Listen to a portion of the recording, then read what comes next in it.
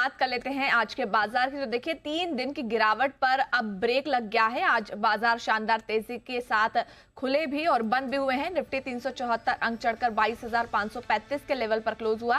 Sensex की बात करें तो करीब यहां पर 1089 अंकों की बढ़त रही, 74,227 के लेवल पर यह भी क्लोज हुआ है। बैंक निफ्टी में देखिए 651 अंकों की तेजी रही, 50,511 के लेवल पर यह भी कामकाज करके क्लोज हुआ है। तो आज बाजार में कैसे ये तेजी बनी, कहां से बनी, समझ लेते हैं जी बिजनेस के मैनेजिंग एडिटर अनिल सिंह से।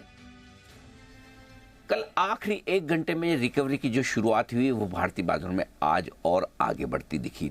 दुनिया भर के बाजारों से बड़े मिले जुले संकेत थे। जहां तक टैरिफ वॉर का सवाल है, राष्ट्रपति ट्रंप ने फिर से चीन को धमकाया और कहा कि अगर वो 24 घंटे के भीतर अपनी टैरिफ बढ़ाने की बात अमेरिका के अगेंस्ट में जो की है वो वापस नहीं लेंगे तो उन पर कुल मिलाकर 50% और टैरिफ बढ़ाकर 104% कर दिया जाएगा। और चीन ने कहा जो करना है कर लो, हम झुकने वाले हैं नहीं। यानी कि वहाँ से खबरें अच्छी नहीं थी, लेकिन उसके बावजूद कल भारी उतार चढ़ाव के बीच अमेरिकी बाजार रिकवर होकर बंद हुए। डाउ ने कल पूरे दिन 2600 पॉइंट की रेंज में ट्रेड किया और सिर्फ छोटे से नुकसान के साथ 350 पॉइंट नीचे बंद हुआ। वहीं नेस्डेक 1600 पॉइंट की रेंज में ट्रेड करने के बाद हल्के हरे निशान में बंद होता दिखा। यानी कि ग्लोबल मार्केट्स की रिकवरी थोड़ा सा जोश बढ़ाने वाली थी और इस रिकवरी की शुरुआत कल हम कर ही चुके थे। निचले स्तरों से 21,800 से 22,250 तक की यात्रा करके निफ्टी कल 22,150 के आसपास जो बंद हुआ वो थोड़ा कॉन्फिडेंस बढ़ाने वाला था।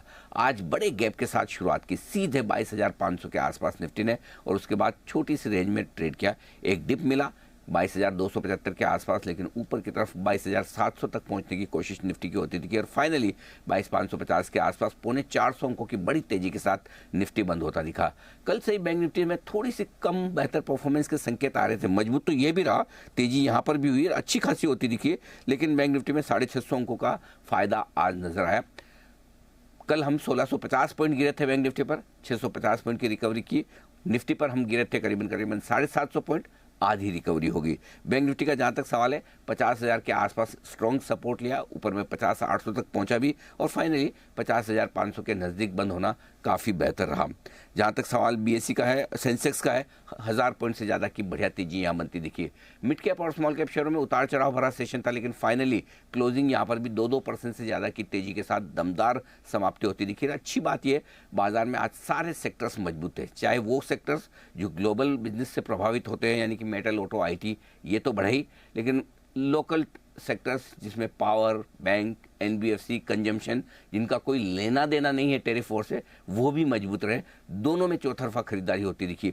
आरबीआई की पॉलिसी से ठीक पहले एनबीएफसी शेयर काफ़ी मजबूती के साथ आगे बढ़ते हुए दिखे। तो ये आज पूरा का पूरा जो सेंटीमेंट था बाजार का बदलता दिखा। एक रिलीफ रैली के तौर पर बाजार ने दिखा और 22,550 के बड़े क्रूशियल लेवल के नज़दीक जाकर बाजार ने समाप्ति दी है। तो कह सकते हैं कल के पैनिक से आज भारतीय बाजार उभरे हैं।